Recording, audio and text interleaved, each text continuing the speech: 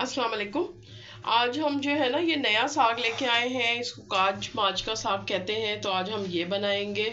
इसको देख लें आप, इसके पत्ते कैसे होते हैं।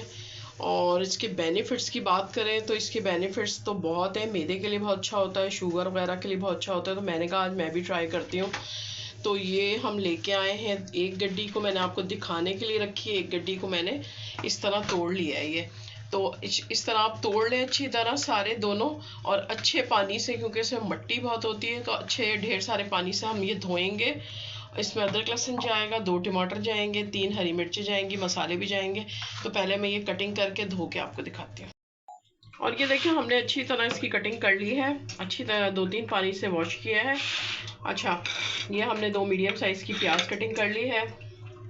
मसालों में 1 टेबल स्पून हमने कुटी हुई लाल मिर्च ली है, बिल्कुल 1/4 टीस्पून हमने हल्दी ली है, 1/2 टीस्पून हमने पिसी हुई लाल मिर्च ली है, 1/2 टीस्पून हमने ये ली है पिसा हुआ धनिया, और 1 टीस्पून लिया है पिंक सॉल्ट।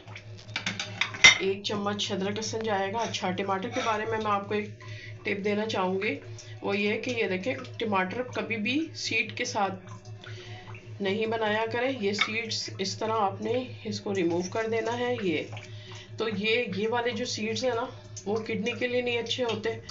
तो ये एक मेरे पास टिप थी, मैंने कहा आपको भी दूँ, क्योंकि हर अच्छी बात बताना भी सदका है। तो हम ये निकाल के फिर हम इनको कटिंग करते हैं। अब हम करेंगे प्याज को फ्राई।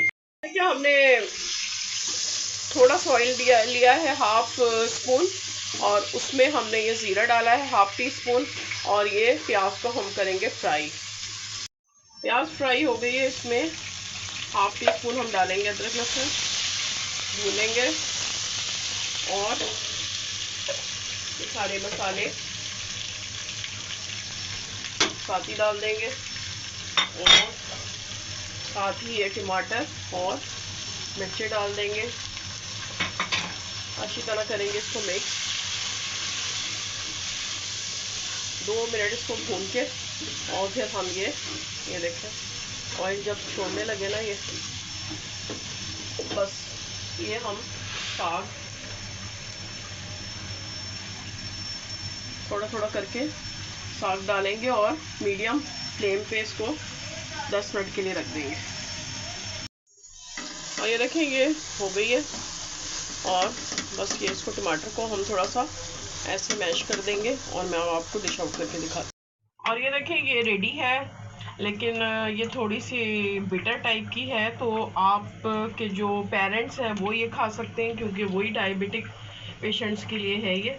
तो ये थोड़ी सी है बिटर, तो ये बच्चे तो नहीं खाएंगे।